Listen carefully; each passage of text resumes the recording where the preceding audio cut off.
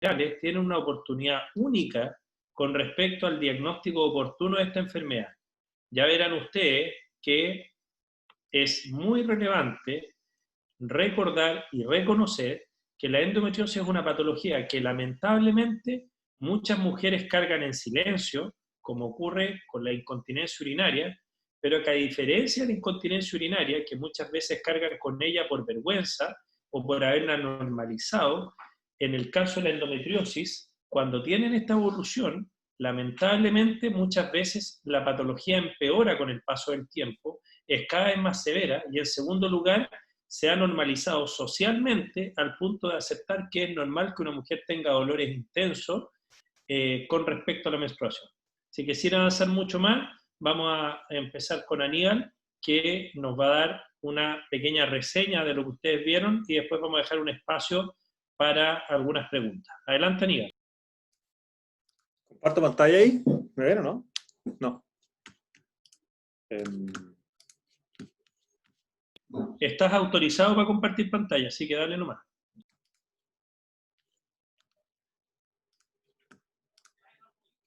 ¿Ahí ve la pantalla? Súper bien. ¿Me escuchan? Sí. Estoy como Sí, sin... se ve y se escucha. Como que mis AirPods están fallando. ¿Aló? ¿Me escuchan ahí? Sí, se escucha. Ahí sí, ya. Vale, bueno. Complementando, buenos días, ¿cómo están, chicos? Espero que bien. Sí, bien, Sí, gracias. súper. Buen día. Buen día. Qué bueno. ¿Cuántos alumnos tenemos en línea?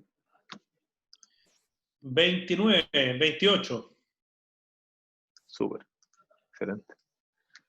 Bueno, gracias por su invitación, doctor de la Torre.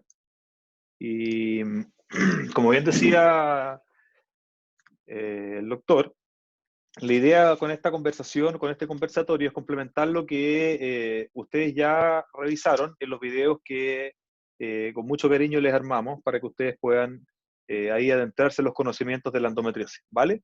Yo siempre les comento que en cuanto a la prevalencia de la misma, esto es una enfermedad muy frecuente. Bueno, no tengo conflicto de interés más que la salud de las pacientes, y que es una enfermedad muy frecuente, afecta a 1 de cada 10 mujeres de la población general. Y probablemente ustedes van a tener durante su desarrollo en la Escuela de Medicina 1, 2, 3 clases, y en este orden de aparición de la enfermedad con esta prevalencia es tan prevalente como la hipertensión o como la diabetes en grupos seleccionados. Y probablemente esas otras patologías tienen meses de clases muy profundas, afortunadamente, para poder controlarla.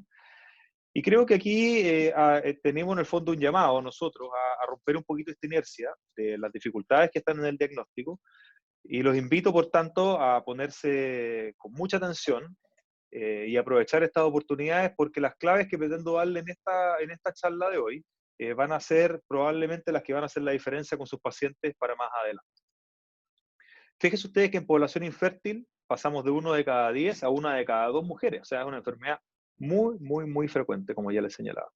Y las formas de presentación son clásicamente 3: la ovárica, cuando aparecen los quistes de endometriosis, y cuando afecta al peritoneo puede ser superficial, que son como unas pequitas que se colocan en esta piel interna que tenemos nosotros, que se llama el peritoneo, o profunda infiltrante, cuando infiltra más de 5 milímetros en profundidad el espesor del peritoneo. Y quiero profundizar en la profunda, valga la redundancia, porque esta es la forma más grave de la enfermedad, la forma más severa, la forma más invalidante y la forma más difícil de tratar. Existe una clasificación de tipo 1, tipo 2, que tal vez no es tan relevante para ustedes, pero sí tienen que saber que la profunda infiltrante es la principal responsable del dolor en pacientes con endometriosis. El tipo de dolor se va a relacionar con su localización, y la severidad de los síntomas se correlaciona con la profundidad de las lesiones. Y la primera pregunta, entonces, que vale la pena que ustedes tengan en mente en este compendio de diapositivas, es cómo lo sospechan, ¿vale? Y aquí está la famosa 5D. D de dismenorrea, que es dolor con la regla; D de dispareunia, que es dolor con las relaciones sexuales; D de dolor no cíclico; la cuarta D es disuria o disquesia, o sea, dolor al defecar o al orinar; Y la quinta D, digo yo, que es el dedo, porque el examen físico es súper importante para poder diagnosticar la endometriosis. Pero además del examen físico, si esto fuera una prueba de estudio diagnóstico, estas 4D son fundamentales para que ustedes en la anamnesis puedan extrapolar o acoger estos síntomas y poder diferenciar pacientes que van a ser de poco riesgo de tener endometriosis de pacientes que van a ser de alto riesgo de tener endometriosis. Y como bien decía el doctor de la Torre, está muy difundido en la sabiduría o poca sabiduría popular que el menstruar con dolor es normal. Y de esta manera se ha normalizado el hecho que la mujer tenga dolor y ha disminuido, por tanto, la capacidad que tenemos como sociedad detectando, acogiendo a estos pacientes que sí tienen una enfermedad y que muchas veces a gritos nos están diciendo que tienen endometriosis, no sabemos acogerlas porque minimizamos los síntomas. Y este es el primer llamado de atención en el fondo a que cuando ustedes escuchen que sus amigas, que su hermana, que su polola o ustedes mismas en su familia, o ustedes mismas o en su familia escuchen o sepan que tienen dolor menstrual, sepan que esto no es normal.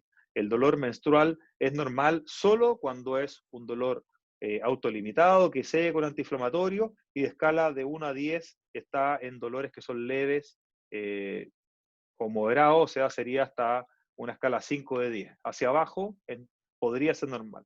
No así el dolor que progresa en el tiempo, el dolor que se exacerba con el tiempo, el dolor que no cede con antiinflamatorios no esteroidales, tiene que ser destacado entonces en la historia. La dificultad que hay con el dolor, que sabemos que es el quinto signo vital, es que no tenemos un termómetro para medirla. Y como tal, entonces, queda en el ámbito de lo subjetivo y por ende es mucho más difícil graficarlo, ponderarlo, es mucho más difícil acogerlo de una manera sistemática y de ahí entonces que la importancia de la anamnesis para poder recoger este síntoma. Ahora, ¿qué pasa y por qué el dolor durante mucho tiempo ha sido minimizado en las pacientes con regla? A pesar de que existe una correlación alta entre los pacientes que tienen dolor y los pacientes que tienen endometriosis, hay pacientes que van a tener dolor, pero no van a tener endometriosis. Entonces no hay una correlación 1 a 1. O sea, tiene una sensibilidad alta, pero tiene una especificidad baja. Y además la enfermedad tiene un grado variable de presentación, que va desde pacientes que son asintomáticos hasta pacientes que tienen síntomas severos, no existiendo una correlación entre el estadio de la enfermedad y los síntomas que presentan los pacientes. De esta manera, este paradigma que probablemente le enseñaron a ustedes en semiología, que mientras más tos y más fiebre tiene el paciente, peor es la neumonía, no se da en las pacientes que tienen endometriosis, en cuanto que hay pacientes que tienen una enfermedad severa y pueden ser asintomáticas, o pacientes que tienen una endometriosis que es leve pero tiene síntomas severos. Y de esta manera entonces que para los clínicos se hace difícil objetivar el dolor por un lado, pero también se hace difícil correlacionarlo con el estadio de la enfermedad. Y me parece a mí que este pudiese ser uno de los elementos que explica que haya una disociación o una subjetivización o una minimización del dolor menstrual.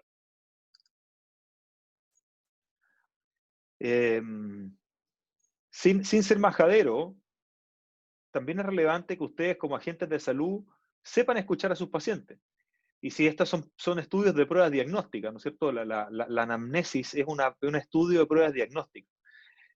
De esta manera, entonces, si ustedes le preguntan a sus pacientes y acogen su anamnesis de una manera sistemática, van a poder entonces extrapolar, van a poder diferenciar poblaciones que son de alto riesgo y que son poblaciones de bajo riesgo. Esta historia de que esta niñita es una laraca, mamá, porque hay que ir a buscarla al colegio, está puro flojeando, está puro capeando, no debiese ser minimizado y debiese ser bien acogido por los profesionales de la salud. El segundo punto del examen físico, en cuanto que el tacto vaginal o la observación de lesiones bulosas, azulosas, en el fondo saco posterior son bastante patognomónicas de la presencia de endometriosis profunda del fondo saco posterior. Sin embargo, a pesar de que tiene una alta especificidad, en este caso tiene una baja sensibilidad, porque no logra detectar todos los pacientes que tienen la enfermedad. Y por ende, entonces nos quedamos con un gap de pacientes que le hacemos la anamnesis, lleva una prueba muy sensible, y el examen físico una prueba muy específica, pero nos queda un nicho de pacientes entre medio que no logramos entonces acogerlos con la anamnesis y con el examen físico, diferenciarlos con la anamnesis y con el examen físico. ¿Cómo lo diagnosticamos entonces? Bueno, ya dijimos la clínica y la importancia de la misma, el examen físico también, y han ido apareciendo otros métodos complementarios que nos ayudan a diferenciar qué paciente tiene y qué paciente no tiene la endometriosis. Pero obviamente que no le vamos a hacer una resonancia nuclear magnética a toda la población, ni tampoco le vamos a hacer una biopsia endometrial o una ecotomografía a toda la población. Por lo tanto, como prueba de screening, insisto, la anamnesis y el examen físico son los elementos esenciales y más importantes. ¿Por qué no hacer una laparoscopía a todas las pacientes? Bueno, el pro de ese enfrentamiento sería, claro, que le hacemos el diagnóstico definitivo a los pacientes, permite clasificarla y etapificar la enfermedad y permitiría diagnosticar y tratar.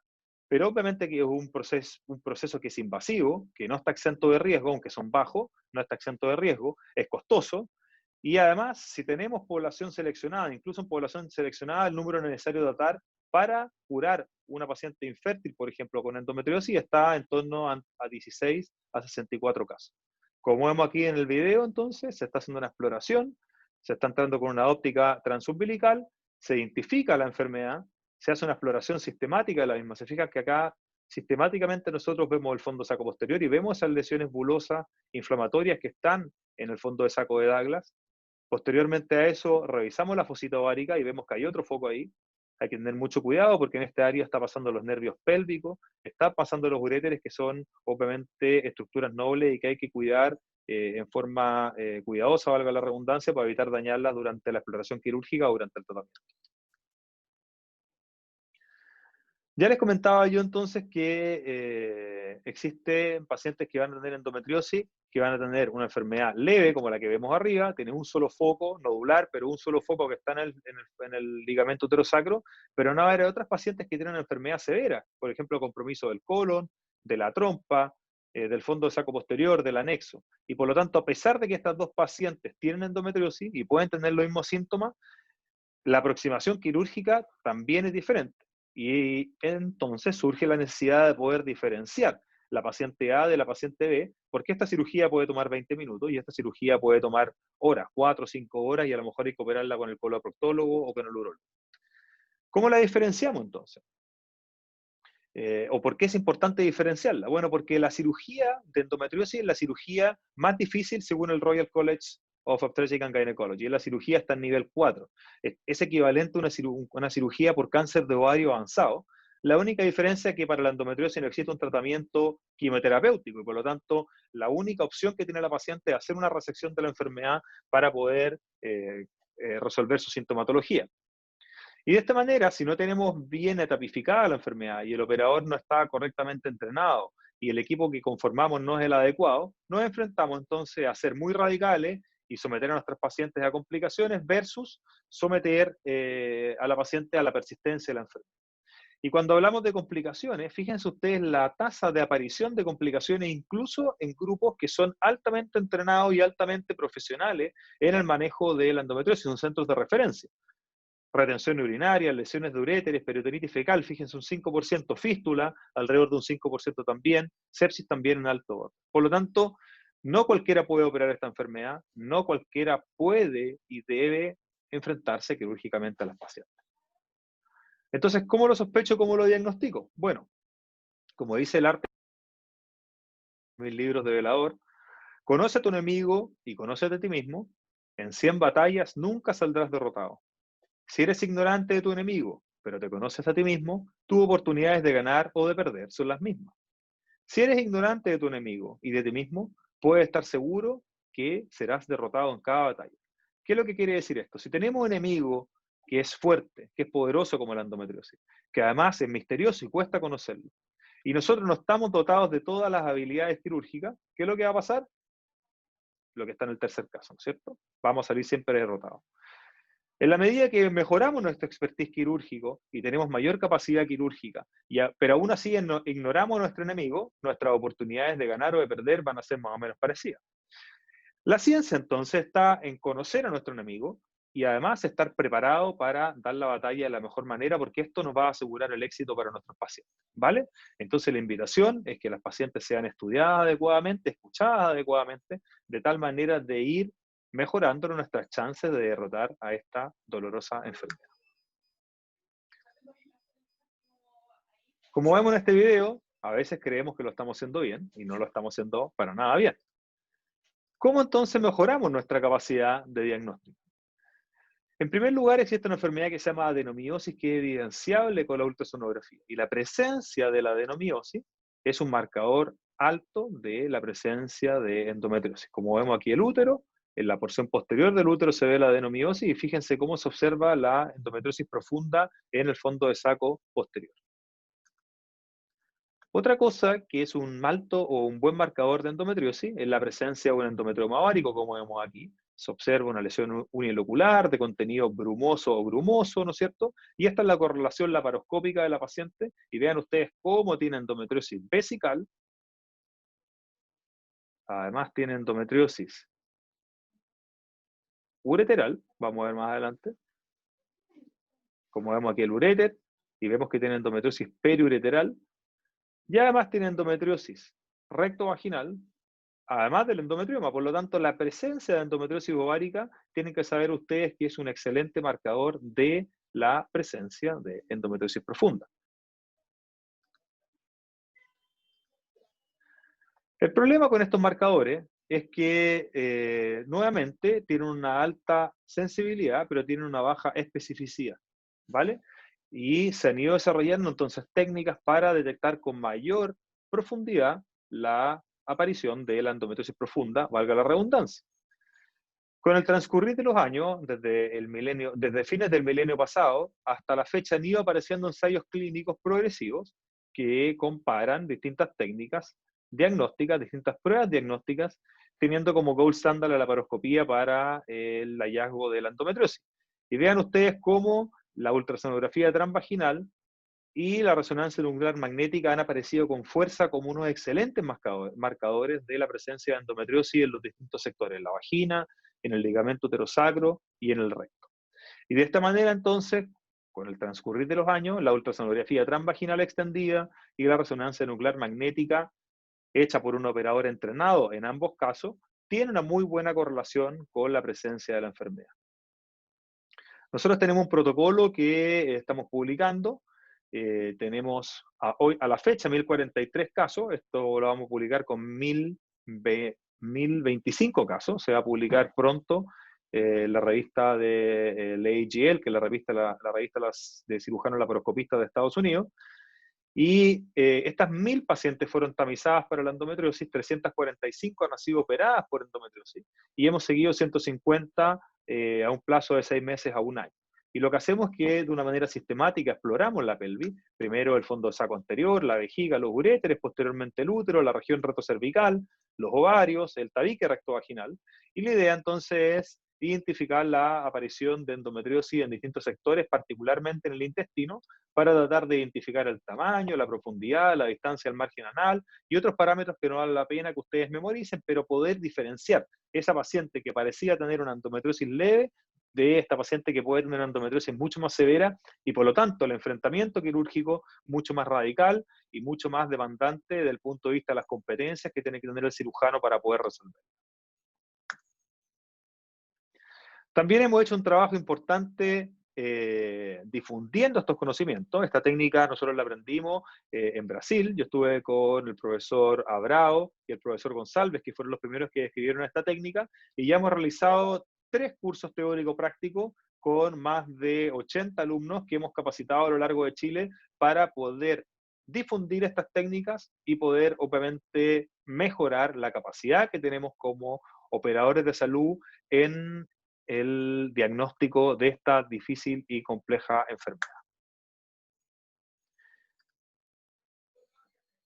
Les traigo entonces algunos casos clínicos de endometriosis, en donde mostramos entonces la ecografía y mostramos la cirugía para que ustedes comprendan y logren visualizar los diferentes tipos de endometriosis y cuál sería eventualmente su manejo quirúrgico de manera, obviamente, sintetizada.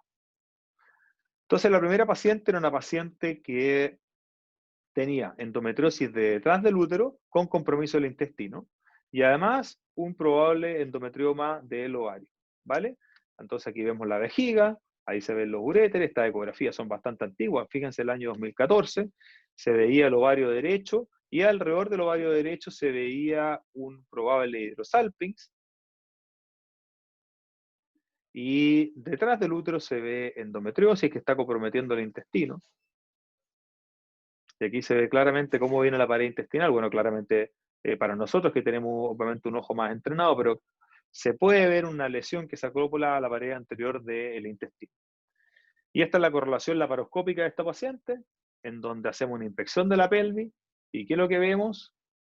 Vemos que hay una distorsión anatómica severa. Acá está el vaso ilíaco externo, y este es el colon, y lo separamos de tal manera a poder acceder a la fosita ovárica. ¿Y qué es lo que vemos?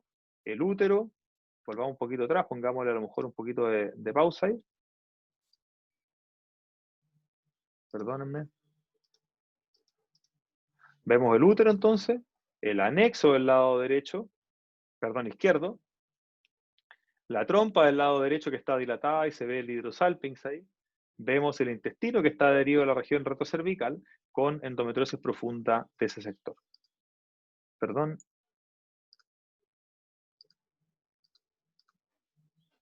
Entonces, en este caso, lo que hicimos fue identificar los espacios pararrectales, separando el recto de la pared lateral de la pelvis. Aquí nos vamos a encontrar con el plexo hipogástrico inferior.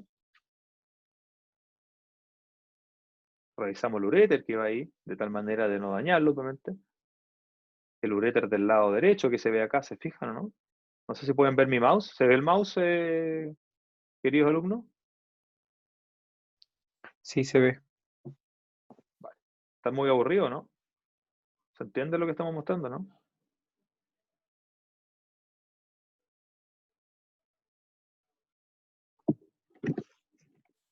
Se entiende, la ecografía yo creo que varios estábamos medio perdidos, por lo menos. Vale. La ecografía es más difícil porque es una técnica obviamente avanzada. Este es el recto, es el espacio pararrectal del lado derecho, ¿se fijan? Y este es el tabique rectovaginal y estamos dejando la endometriosis aislada en esta porción de acá. ¿Vale? Y después lo que hacemos nosotros es sacarla, resecarla, de tal manera de dejar la pelvis lo más sana posible, como ustedes pueden ver acá, ¿se fijan? Este es el postoperatorio.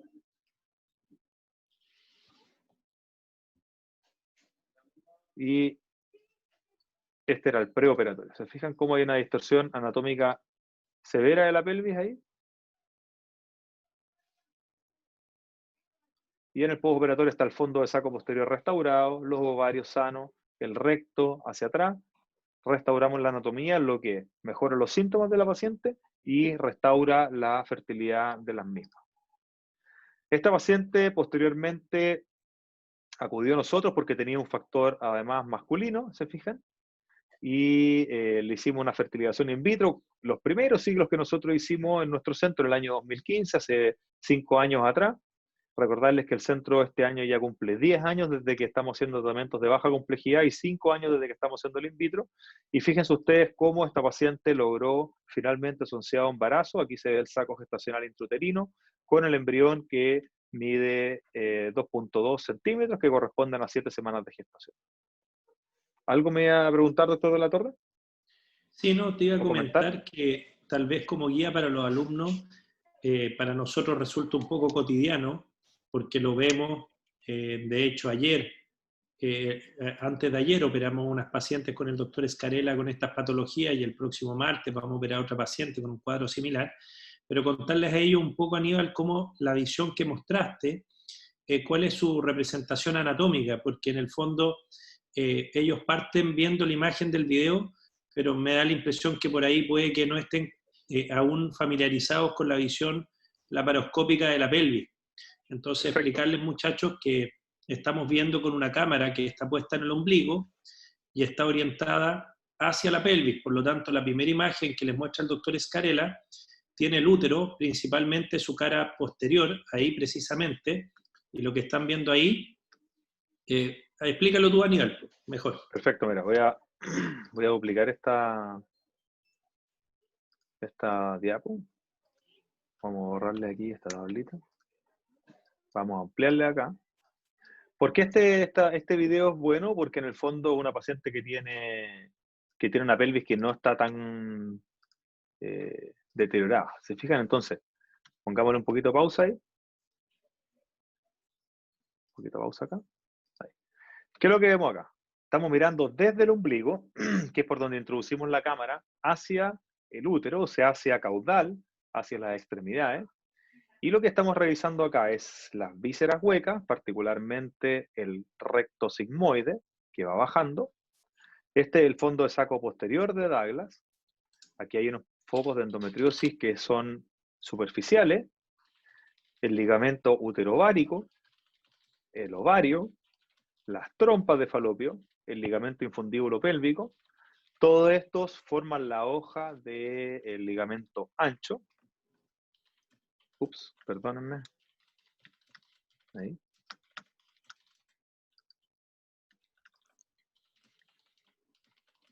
Y aquí hacemos una inspección sistemática de la hemipelvis posterior, ¿no es cierto? En donde identificamos la endometriosis. La laparoscopía tiene una gracia que tiene una magnificación de 10 a 8 veces, por lo tanto, nuestra capacidad visual es mucho más grande. Estas lesiones pueden medir, no sé, 5 milímetros, 10 milímetros, por lo tanto se ven más grandes y a lo mejor más exageradas de lo que son. Debajo del ovario viene el uréter, que transcurre paralelo a la arteria hipogástrica, de lateral a medial siempre, y vemos aquí cómo estamos haciendo una resección de la endometriosis, teniendo cuidado de nunca dañar las estructuras nobles, que es el recto, que va acá, y el uréter, que va aquí en este lugar de acá. Entonces vamos a ver si podemos ver un par de videos más que puedan ser de utilidad para ustedes. Vamos a ver este caso entonces, que tenía endometriosis detrás del útero y vesical, créanme que sale vesical ahí. Probable endometrioma derecho y un probable hidrosalpinx del lado derecho. Y fíjese usted aquí cómo está la vejiga y se ve un nódulo que está protrudiendo hacia adentro y que mide casi 2 centímetros, ¿vale? Los uréteres están normales. Detrás del útero se ve en el ovario derecho un probable hidrosalpinx, en el ovario izquierdo, que es una trompa dilatada, en el ovario izquierdo se ve normal, y se ve un nódulo retrocervical sin compromiso intestinal, con compromiso de la vagina. Fíjense usted aquí cómo se ve la vejiga, el nódulo bastante más categórico. Entonces esta paciente, lo primero que le hacemos es una cistoscopía, entonces estamos entrando por vía del meato uretral, y se ve este tremendo nódulo que es la endometriosis que está dentro de la vejiga.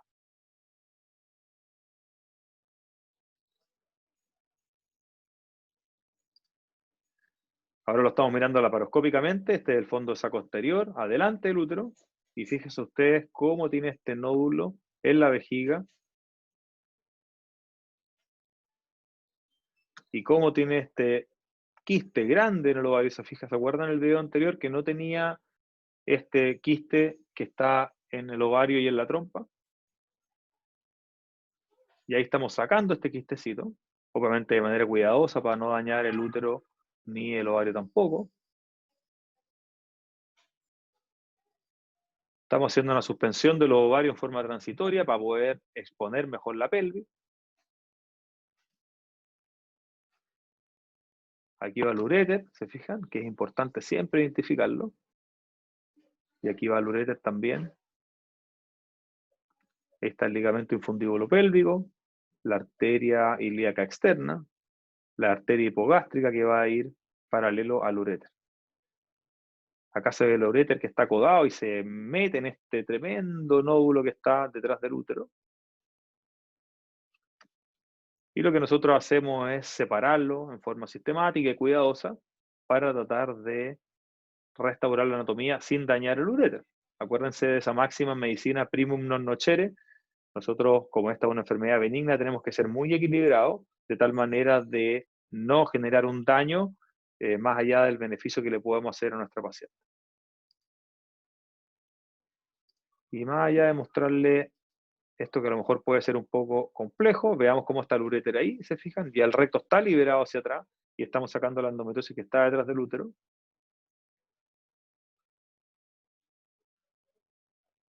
Vemos cómo tenemos un nódulo ahí que estamos sacando, fíjense que tiene un tamaño que es no menor.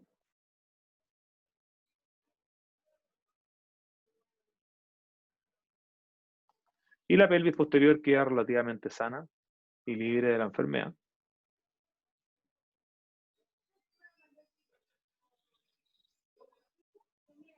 Y me interesa mostrarle la endometriosis de la hemipelvis anterior. Entonces está el útero y se ve este nódulo que está pegado a la cara anterior de la vejiga. Y nosotros hacemos una disección cuidadosa.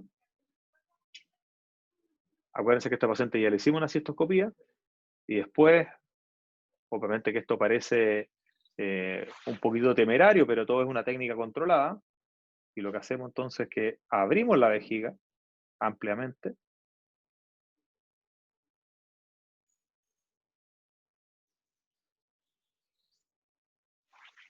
Y sacamos la endometriosis que está dentro de la vejiga en forma cuidadosa. ¿Se fijan entonces ahí como todo esto era la endometriosis que habíamos visto por vía cistoscópica? Y tiene un gran nódulo que mide unos 3 centímetros en relación a la vejiga. Y ahí estamos, la vejiga ya está cerrada, la cerramos en 2 planos. Y este ya sería el término de nuestra cirugía, el ovario que tenía ese quiste grande, el nódulo que tenía detrás del útero, el ovario, la trompita del lado derecho. Estamos haciendo un aseo peritoneal. Y con eso termina la cirugía. Son cirugías largas, extensas, de 3 horas, 4 horas, 5 horas. ¿Ah? Aníbal, hay dos Ajá, preguntas muy buenas de los alumnos que creo que las ya. puedes contestar.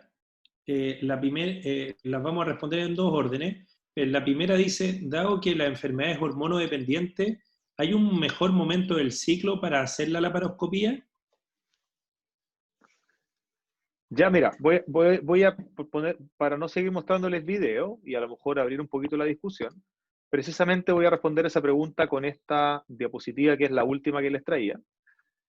Que los principios esenciales de la cirugía de endometriosis que nosotros aprendimos con el doctor de la Torre, no somos tan jóvenes, pero tampoco tan viejos, y cuando nosotros estudiamos en la escuela de medicina o en la beca de especialidad, y nos decían que una paciente que tenía endometriosis era igual a cirugía, esa paciente tenía que ir sí o sí a cirugía.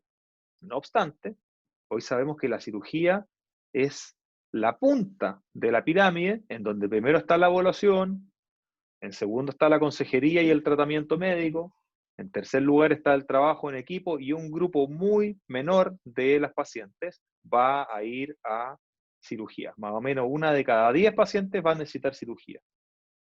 Y la cirugía tiene que ser hecha en un centro de derivación que está conformado por equipos multidisciplinarios, donde hay urólogos, coloproctólogos, ginecólogos, laparoscopistas, especialistas en infertilidad, que tengan acceso a terapia de reproducción asistida y que además revisen su casuística.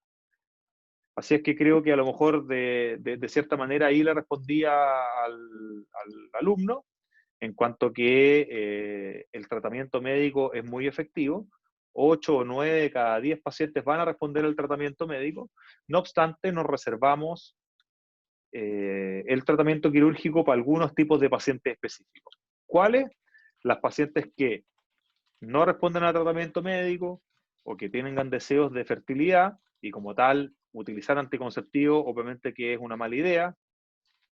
En pacientes que la patología anexial no puede ser diferenciada de un cáncer, cuando la enfermedad progresa o cuando compromete órganos vecinos, o en la paciente que tenga una contraindicación para un tratamiento médico, como por ejemplo el antecedente de un cáncer de mama o de una trombosis. Y sin afán de hacer una lista muy larga, que sepan que el tratamiento médico es muy efectivo, es muy seguro, pero no está indicado en todas las pacientes. Y ese traje a la medida que se hace la paciente tiene que ser hecha obviamente por un especialista. Y con respecto a la cirugía, tal como sucede con el cáncer, donde la sobrevida de la paciente se la juega en la primera cirugía, en la endometriosis el resultado reproductivo y del dolor de la paciente va a estar marcado fuertemente por la primera cirugía que se haga a esa paciente. Y de esta manera entonces, que en la medida que han ido avanzando los estudios y las pruebas complementarias que nos permiten precisar el tipo de enfermedad que tienen nuestras usuarias o nuestros pacientes, podemos entonces hacer un trabajo a la medida que va orientado a esta famosa medicina personalizada, que es la que ustedes van a tener que saber contener en los próximos años. ¿Ah? Eso de que para cada paciente, o sea, que todas las pacientes se tratan igual, obviamente que ya está dejado de lado, y todos los avances de la biología molecular, todos los avances de las técnicas imaginológicas, todos los avances del esfuerzo que hacemos nosotros como médicos para lograr diferenciar una paciente de otra, va en pos de mejores resultados, resultados más rápidos y a un menor costo. Y eso también es una cosa que ustedes tienen que tener en consideración y en equilibrio. Aníbal, hay otra pregunta de Marisol Medina que nos dice, quería preguntar al doctor si le ha tocado educar a las familias sobre cómo validar los síntomas de las niñas y si le ha tocado, cómo lo ha hecho. Tal vez contar un poquito tus actividades de extensión que has utilizado para educar a la ciudadanía sobre endometriosis, sobre infertilidad y también un poco cómo lo has hecho con las pacientes en vivo y en directo. Perfecto, mira, nosotros trabajamos con una fundación que se llama FUCHEN. No sé si están viendo mi pantalla, creo que la voy a volver a compartir. Entonces, hay una fundación que se llama FUCHEN, que es nuestro par de los pacientes, con los cuales obviamente colaboramos de tal manera de difundir los conocimientos de la endometriosis. Las sociedades civiles son sumamente importantes en la mejora del manejo de las pacientes. Primero que todo porque, con justa razón, los políticos y las autoridades de salud muchas veces escuchan con mayor fuerza a los pacientes que a los médicos. Eso no me parece que sea algo malo, está bien. Y de esta manera, entonces, las sociedades civiles organizadas en fundaciones son un canal de comunicación muy importante de difusión de los síntomas que son de alerta y obviamente la concientización de las autoridades de salud para darle mejor acceso, mejor cobertura y mejores tratamientos a la enfermedad. Entonces esta es una iniciativa que a lo mejor ustedes pueden revisar si están comprometidos con esta causa. La fundación es muy activa. Su presidenta es muy cercana a nosotros y aquellos que, por ejemplo, les puede interesar participar, yo los podría dejar conectados con ellos. Se han hecho algunas cosas entretenidas. Hay un proyecto de ley que nosotros estamos trabajando. Yo soy director de la Sociedad Chilena de Obstetricia y Ginecología y vicepresidente de la Sociedad Chilena de Medicina Reproductiva y trabajamos con las autoridades para tratar de mejorar la cobertura de los pacientes con endometriosis. Y hay un proyecto de ley para eso. Todos los meses de marzo se hace la famosa marcha de las mujeres con endometriosis. Estaba viendo si encontraba la foto, pero aquí está, ¿eh? Que en marzo se conmemora el mes de la endometriosis y obviamente año a año hemos ido teniendo mayor acogida de esta causa. Y eso, no sé qué otra pregunta pueden tener. ¿Qué otras actividades se realiza? Bueno, trabajamos también como sociedades científicas, como las sociedades médicas, tratando de dar y concientizar a la población en estos aspectos.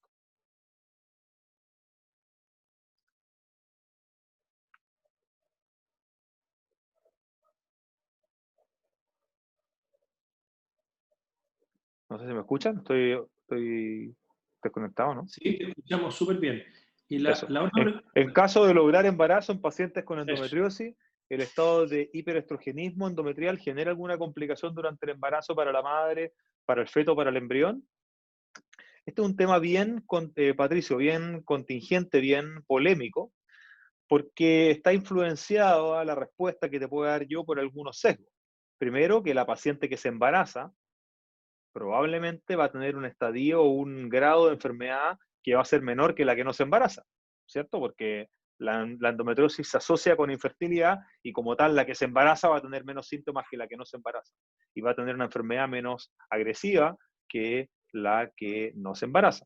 Y por lo tanto ahí hay un sesgo de selección. Entonces yo comparo pacientes embarazadas con no embarazadas, las embarazadas parecía que les va un poquitito mejor, pero hay que considerar ese elemento implícito. Lo que te puedo comentar es que antes se decía que la paciente se curaba cuando estaba embarazada, y eso no es así. La paciente que se embaraza En general, la enfermedad tiende a estar silente, deja de progresar, pero la enfermedad sigue ahí, la paciente no se cura, ¿vale? Y las pacientes con endometriosis sí se asocian algunas complicaciones, particularmente defectos en la placentación y por ende el consiguiente riesgo de restricción del crecimiento y eventualmente de desprendimiento placentario. Y se ha descrito muy ocasionalmente en torno al 1% de las pacientes con endometriosis que al crecer el útero se pueden producir desgarros de las vísceras del útero, concomitantemente entonces sangrados durante el embarazo y complicaciones obstétricas producto de lo mismo. Y el estado de hiperestrogenismo que tú mencionas, Patricio, podría estar compensado también por el estado hiperprogestativo. Recuerden ustedes que la placenta es un gran productor de progesterona endógena y la progesterona en general tiende a controlar la enfermedad y por lo tanto este efecto antagónico que tiene estrógeno con progesterona predomina más bien la progesterona durante el embarazo y como tal el efecto potencial deleterio que podría tener la endometriosis por el efecto de los estrógenos se compensa por el efecto hiperprogestativo. Después me pregunta Diego. Hola doctor, dado que existe una predisposición genética a desarrollar la enfermedad, ¿existe algún tipo de profilaxis en pacientes jóvenes con antecedentes familiares o resulta prudente aconsejar un MAC que genera amenorrea? El problema, Diego, es que en la endometriosis no conocemos todavía el estado y la historia natural de la enfermedad. Y como no conocemos la historia natural de la enfermedad, todas las medidas preventivas que uno puede hacer quedan un poquitito desprovistas de un sustento científico porque no sabemos cómo va progresando. Y como no sabemos cómo va progresando, difícilmente podemos tener medidas que prevengan el desarrollo de la misma. Sí se sabe que es una enfermedad genética, hereditaria, pero no tiene una penetración completa, tiene una penetración que es bastante parcial. Y como tal, el hijo de una madre con endometriosis va a tener más riesgo de tener la enfermedad, la hija de una madre con endometriosis va a tener más riesgo de tener la enfermedad, pero no es que sea como por ejemplo el daltonismo o el Corea de Huntington, que hay una agregación mendeliana que se transmite de una manera conocida por todos. ¿Qué sucede con la endometriosis durante la menopausia? También es una súper buena pregunta, Jesús, porque la endometriosis es una enfermedad hormonodependiente, pero que se hace hormono independiente. ¿Qué quiere decir esto? Que durante mucho tiempo la enfermedad progresa por la acción hormonal exógena o la misma producida por los ovarios, pero dentro de la fisiopatología de la enfermedad se sabe que la endometriosis logra expresar ciclooxigenasa tipo 2, que es un proinflamatorio potente, y además logra expresar aromatasa, y como tal tiene la capacidad de transformar estrona en estradiol, que es la forma activa del estrógeno. No sé si se acuerdan de tercer año cuando latamente conversábamos sobre los metabolitos de los estrógenos, pero el estradiol es la forma más potente de los estrógenos naturales y la estrona es una forma menos potente, pero por la acción de la aromatasa puede transformarse a estradiol y tener un efecto biológico local y por lo tanto podría hacerse independiente. Eso desde el punto de vista fisiopatológico. Del punto de vista epidemiológico o más clínico, en general las pacientes cuando ya entran en menopausia, los síntomas tienden a remitir.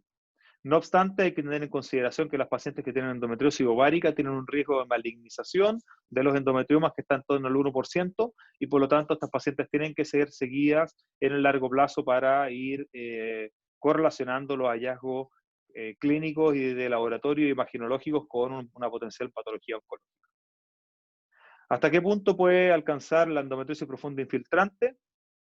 Bueno, la endometriosis es bastante ubicua. Existe endometriosis que está en el sistema nervioso central y por lo tanto hay epilepsia catamenial, hay endometriosis que está en el ojo y produce ceguera catamenial, hay endometriosis con mayor frecuencia en el pulmón y está la famosa hemoptisis catamenial, o sea, pacientes que con la regla tienen expectoración sanguinolenta, pero en general está confinada a la pelvis en el 99% de las veces. Y en la pelvis puede infiltrar con distintas prevalencias, distintas estructuras. El lugar donde más se ubica es en el fondo saco posterior, en los ovarios secundariamente, y después puede comprometer el intestino, el diafragma, todas las estructuras de la pelvis en general, particularmente las estructuras que que no son retroperitoneales porque tiene que invadir con mayor profundidad. La pelvis sí logra invadir en profundidad estructuras que parecieran ser raras o parecieran ser inhabituales, como por ejemplo los nervios ciáticos, el recto, los uréteres. Eso. Y creo que ahí están las preguntas. No sé si alguien tiene más preguntas que hacer, para aprovechar tal vez 5 minutos más. Doctor, hay más preguntas en el chat. No sé si le falta bajar por el chat o... El chat me quedé hasta que... ¿Qué sucede con el uso del DIU en pacientes con endometriosis? ¿Es la adenomiosis un tipo de endometriosis? Vale, la adenomiosis es el hermano de la endometriosis. Esa clase entiendo que la tenemos programada para mañana. Voy a tratar de grabárselas para dejárselas asincrónicas, pero eventualmente las hacemos sincrónicas, si no la semana que sigue. Y la adenomiosis es la hermana de la endometriosis porque endometriosis es tejido ectópico, endometrial, fuera del útero. Y la adenomiosis es tejido ectópico, endometrial en el útero. O sea, cuando el endometrio infiltra el miometrio. Y esa es la adenomiosis. Y es una patología aparte, aun cuanto la fisiopatología podría ser semejante y el tratamiento también podría ser semejante. ¿Qué sucede con el uso del DIU y la endometriosis? El dispositivo de cobre en general empeora los síntomas porque los pacientes tienden a sangrar más y más días, y por lo tanto se amplía la ventana en la cual los pacientes tienen síntomas, mientras que el dispositivo medicado con levonorgestrel, que genera menorrea, es un excelente tratamiento para la endometriosis y particularmente para la sintomatología de la endometriosis. ¿Más preguntas? Carlos Cardella. Una más, si alcanza. Si un médico general sospecha de endometriosis, ¿cuál es el alcance de este? No sé exactamente a qué te refieres, Carlos, pero el rol de la clínica es fundamental. Y eso tal vez lo he repetido varias veces, pero no me canso de repetirlo porque, de nuevo, si nosotros pensamos que la anamnesis es una prueba diagnóstica, que eso es una prueba diagnóstica, la sensibilidad, o sea, la prueba de screening, ustedes saben que las pruebas de screening tienen que ser altamente sensibles, poco costosas, poco invasivas, difundibles, replicables. Todas esas características que deben tener las pruebas de screening están representadas muy bien en la anamnesis. Y la prueba de screening, por definición, por una paciente con endometriosis, es la anamnesis. Y de ahí entonces las famosas 4D, D de dolor, o sea, las 5D, D de dismenorrea, D de dolor con las relaciones sexuales o dispareunia, D de dolor no cíclico, D de disquesia, disuria, y D de dedo para poder examinar a las pacientes e identificar eventualmente las pacientes que pueden tener endometriosis profunda. Doctor, creo que Carlos se refiere en qué momento deriva un médico general. Lo que pasa es que ustedes van a tener en el consultorio la capacidad de hacer la sospecha, pero el tratamiento no lo van a poder hacer sin exámenes imagenológicos complementarios avanzados, como una ultrasonografía transvaginal avanzada o eventualmente una resonancia nuclear magnética. Y como tal, entonces, ante la sospecha de endometriosis, la paciente tiene que ser derivada a un centro de atención secundaria o terciario para el estudio acabado de la misma. Obviamente que esto es el mundo perfecto, el mundo ideal. En el mundo real, lo que pueden hacer en pacientes que no tengan acceso a un estudio complementario avanzado y que no tengan deseo reproductivo, se le puede dejar un anticonceptivo de progestina sola o incluso combinado, continuo, de tal manera de suprimir la menstruación en esta paciente. Y eso puede ser el tratamiento único y exclusivo que van a necesitar todas estas pacientes por décadas, hasta que la paciente quiera embarazar.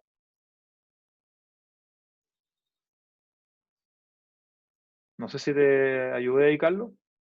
Sí, doctor, gracias. Me refiero hasta dónde puedo llegar en el sentido de que más allá del screening con la anamnesis requerirá eco y estudio. Sí y no. O sea, en el mundo ideal sí, en el mundo real, una paciente que tiene una alta sospecha de endometriosis, de ninguna manera yo le diría oiga, usted es una exagerada, una neurótica, etcétera, etcétera, sino que yo le diría, es muy probable que usted tenga una enfermedad que se llama endometriosis. Esta enfermedad es de cuidado, le puede generar repercusiones físicas que pueden ser permanentes, debe estudiarse, puede generarle también infertilidad en el futuro, aunque no es sine qua non de infertilidad, ojo con eso, que hay pacientes con endometriosis que sí me embarazan, ¿no? Y en ese contexto, una vez que la paciente está educada, ustedes pueden iniciar tratamiento anticonceptivo, obviamente respetando las normas de seguridad que establece la OMS y los criterios de elegibilidad que establece la OMS para el uso anticonceptivo. Y de esta manera suprimir la menstruación y en un 90% de los casos van a remitir los síntomas. No desaparece la enfermedad, pero remiten los síntomas. Gracias. Y doctor, una consulta más. En un momento, la enfermedad tiene hormonodependencia, ¿no? Hasta que se vuelve como independiente, ¿cierto? Claro, sí, sí. Eso está explicado en la clase que les grabé, entiendo, en la Sí, primera parte. no recuerdo. Mi pregunta es como, en ese periodo, ¿se espera que los síntomas tengan como más patrón cíclico que no, me imagino, ¿no? O se espera en cualquier momento. Lo que pasa es que no hay una correlación tan buena entre los síntomas y el estadio de la enfermedad. Eso es lo que te comentaba en la medianía de la presentación que hicimos hoy. Entonces, a pesar de que los síntomas tienen una alta sensibilidad de nuevo, la especificidad es relativamente baja y tiene una pobre correlación con el estadio de la misma. Por lo tanto, yo no utilizaría la clínica para decir qué paciente tiene una enfermedad severa y qué paciente no. Sí, pero no me refiero a la severidad, sino que me refiero a que en algún momento se dice que los síntomas son no cíclicos, ¿no? Que aparecen en cualquier momento. Sí, lo que pasa cuando la enfermedad es profunda e infiltrante, tiende a tener sintomatología no cíclica porque empieza a haber una enfermedad que, como tú bien dices, es hormono independiente y además empieza a generar un efecto de masa por tracción, por inflamación.